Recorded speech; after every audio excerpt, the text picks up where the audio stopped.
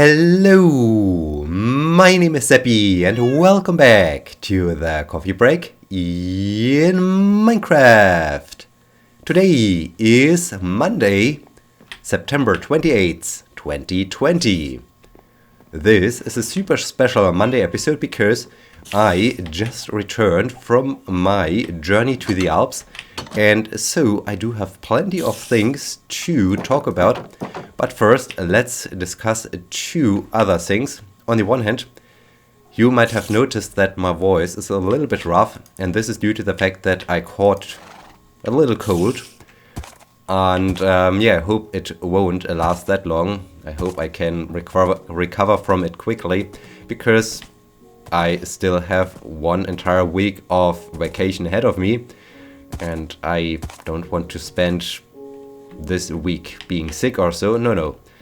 Being sick today is annoying, but would be alright.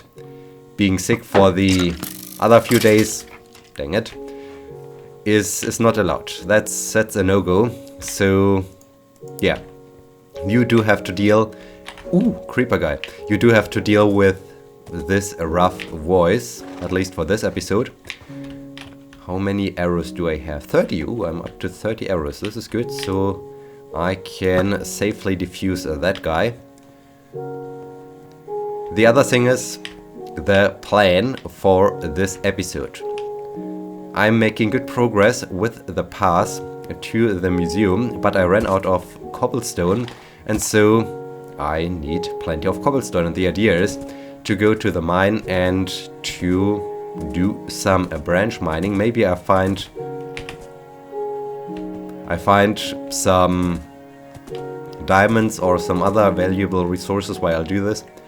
So this is the plan for this episode, and I think this is a good plan because I don't really have to think about what I'm doing. I'm just doing some branch mining, and so I can discuss and talk about all the things that have happened over the course of the last few days.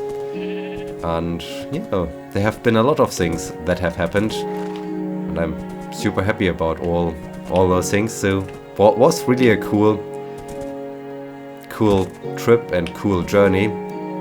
The only sad thing was the weather.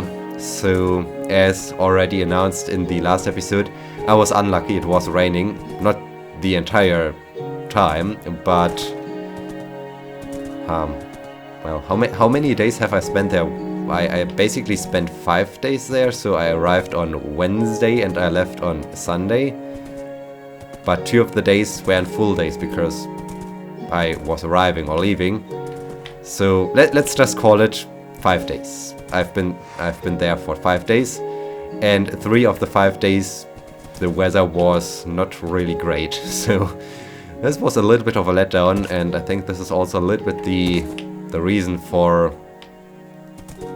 having caught the cold, among some other things that also contributed to it, I guess. So yeah, anyways, let's start right from the beginning. As I said, I arrived on Wednesday. It was a rainy ride over there, so it was raining all the time as I drove there. It was raining after arriving there. After checking in, I was quite happy because the place where I stayed not only offered buffet for breakfast and... Do I have my... Yes, I do have my travel bed, this is good. And dinner, but also some kind of soup for lunch. So basically right after checking in, I grabbed a bowl of soup for lunch and was thinking about, okay, what to do, what shall I do, because it's raining. And I decided to drive to... Well, at first I wanted to drive to one of the main shopping malls in this region to do some shopping, to get some groceries, some supplies I need for hiking, so that I do have... What is this? Have I started some branch mining here? No, I just stumbled over this cave. Right, I wanted to bring my... Not the silk touch, the other pick. Okay, interesting. We found this cave. That's cool. So... Yeah, maybe let's branch off in this direction. Oh no, the iron pick is about to break. This is not good. But let's just branch off in this direction. Do I have torches? Don't even have torches. Okay. I'm not prepared. I'm not prepared at all for this kind of resource gathering, but that's fine.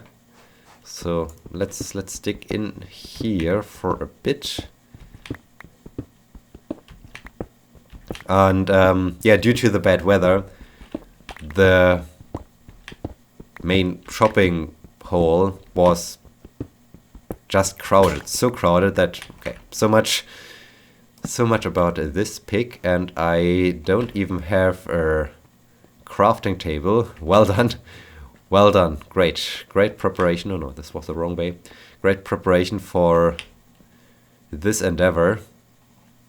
Let's get back to the museum and craft a new pick and do all the things I need to do so that I can successfully mine some cobblestone.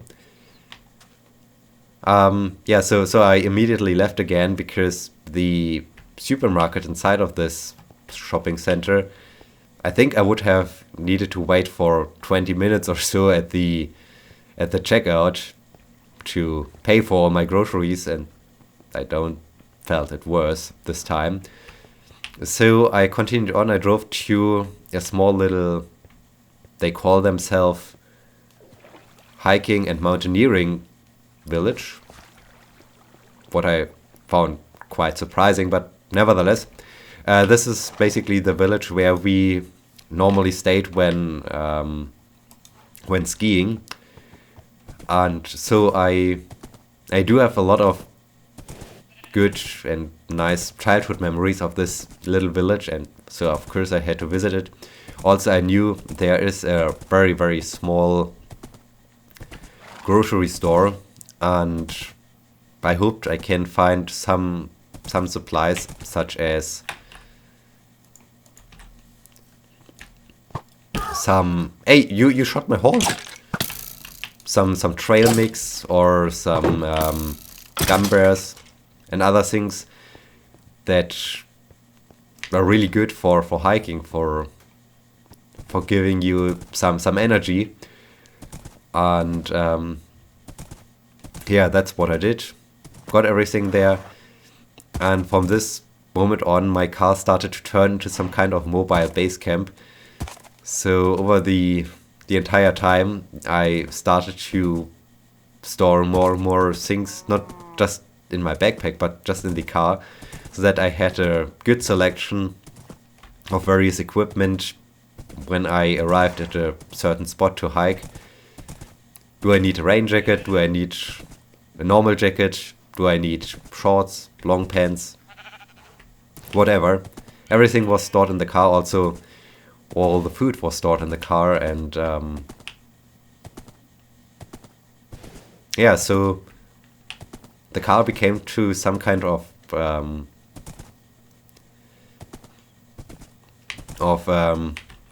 mobile headquarter or so, mobile base camp. And yeah, after having done some additional shopping, there's also a very good bakery, and they have some very delicious pastry that is only available during fall and winter time, and luckily they already... Am I really out of sticks? Ha! That's surprising. And yeah, luckily they already had this pastry, so I had to get some of it, enjoyed it, and continued on as it finally stopped raining to the to the closest ski area, and during the summertime you can of course also do some hiking there, and that's what I did. So I hiked up one of the mountains. Was, compared to the other hikes I did, a rather short hike, but still very cool to get up there, to take a few very scenic pictures, because there were still lots of clouds, and clouds in the valleys, clouds touching the mountains. It was really a beautiful vista I had up there. So yeah, this was the first day. Some hiking, some eating, basically everything I wanted. Was just a little bit too wet, but well, that's beside the point. So yeah, after having finished this first hike, I returned to the hotel and took advantage of the pool they had. They really had a pool, and this thing was super fascinating, as it was in the basement and it was beautifully illuminated. Also, it was also after... Are you friend or foe? I think you're foe. Alright.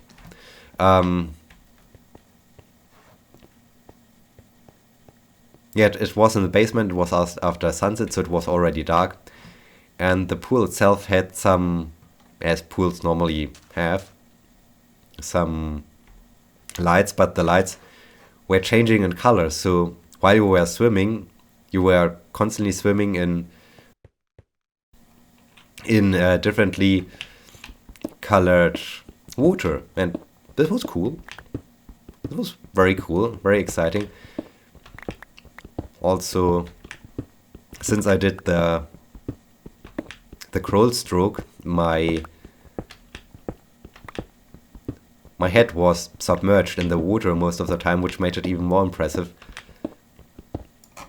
seeing this change in the color.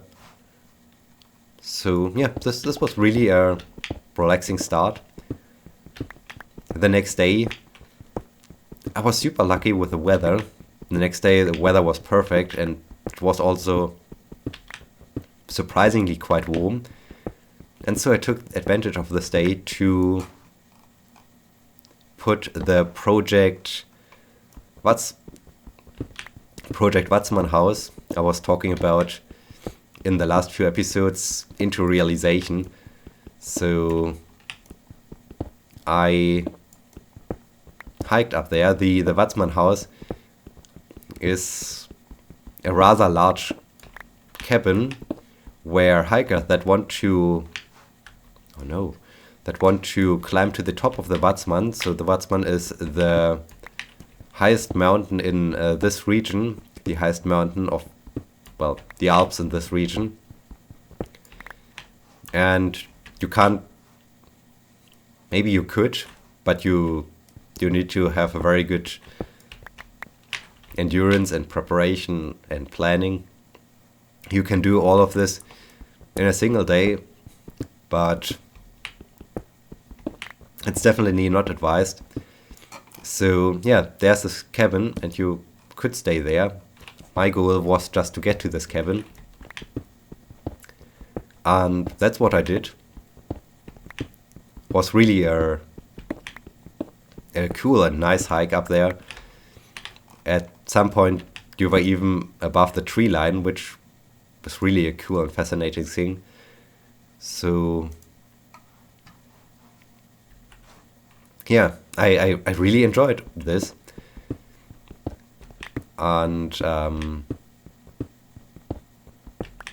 it was just great to look there around. Ooh, diamonds. Now I definitely need the pickaxe, and I need to get rid of a few things. I think the spruce sapling can go away. So, okay, we got diamonds. Let's try to navigate around them. And, ooh, so many diamonds. Wow, this is a huge patch of diamonds. This is cool. And some coal. Okay, here I need also the... how's it called? Efficiency? No, it's not efficiency. Fortune. I need the fortune pick for this one. How am I doing here? I'm soon full on cobblestone. So let's branch off over there until I... Yeah, let's branch off here. So you need always 2 blocks. This is the most efficient way to mine an area. When you leave two blocks, you see what's in this wall, and you see what's in this wall, and so you don't have to mine this area as well, which saves energy, saves time, is more efficient, and it's the most efficient way to do some branch mining, I guess. What, am I full already? Yes, I'm full. Cool. So can I? Well, I don't need this bow. And yeah, so reaching this thing was super cool because I've never been there. I just saw this mountain all the time from the distance, and I heard about this mountain cabin, and it was just the general idea of getting up there, which was super cool. After having reached the cabin and taking a few pictures, I decided, alright, let's continue a little bit the path that will bring me at some point to the summit. I of course was well aware that I will never make it to the summit. Also, the summit was in clouds, so wouldn't have been a wise idea to continue hiking up there.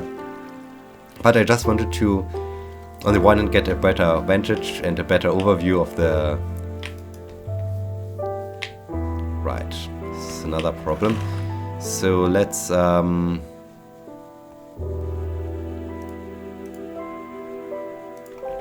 store those 5 stairs.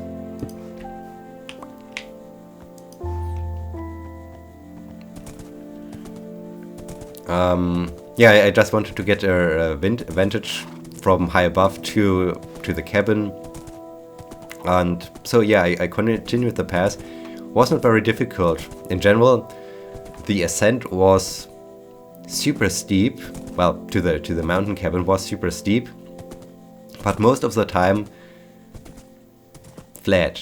So the surface was flat. It was like not really a paved way, but it was very easy to walk on. So the only thing you really had to deal with was the steepness of the path. Later on it turned a little bit more difficult as you got to higher regions, and it became quite rocky. At some point it was even wet and quite slippery. This was not so great, but this lasted only for a brief moment. And then you got to even higher regions where you were just walking on some rocks and uneven terrain. This was not that challenging, but also not super easy. So you need to be not very skilled, but you need to have done already a couple of hikes and know how to behave in this terrain to have no issues at all. But yeah, this was fine. This was great. And so I continued the path towards the summit. This was then also the more technical rocky part, which felt really nice and easy to walk. I was quite surprised. I thought the ascent would be more tricky, would be more difficult. And so I continued until I made it above 2,000 meters. So this was also then a goal. I wanted to be above 2,000 meters. I did this. The mountain cabin itself is at, I think, 1,950 meters or so. And my highest point was at 2,030 meters or so. From this perspective, it felt a little bit like, okay, the summit is in reach. It does not look that far away, but after later checking some hiking maps and checking a map of the entire area, I realized that, okay, at my highest point of my hike, so at those 2,030 meters, I was still 700 meters below the summit. 700 meters below the summit, and I thought, okay, I'm already quite high up, but no. The mountain itself, the summit is at 2,730 something meters. And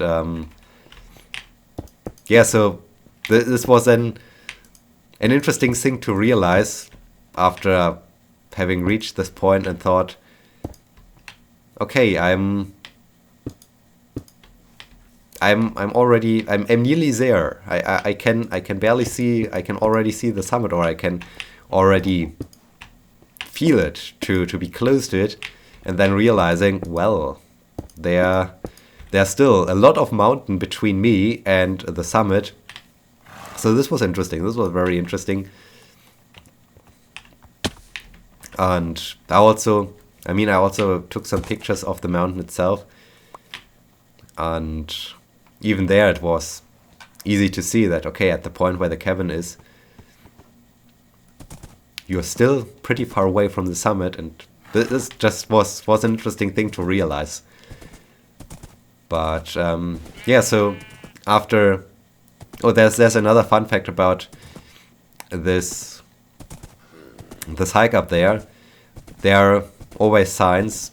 They don't give you kilometers or distance.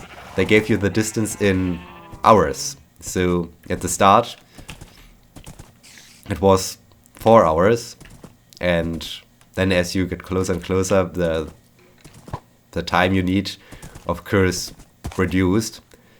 And yeah, those 4 hours, instead of 4 hours, I just needed 2.5 hours to get to the cabin, which was quite funny.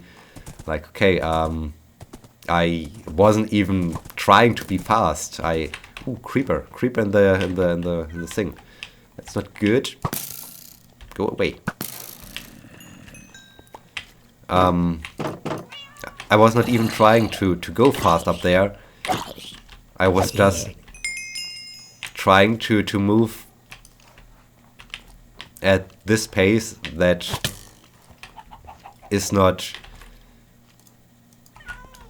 exhausting me, and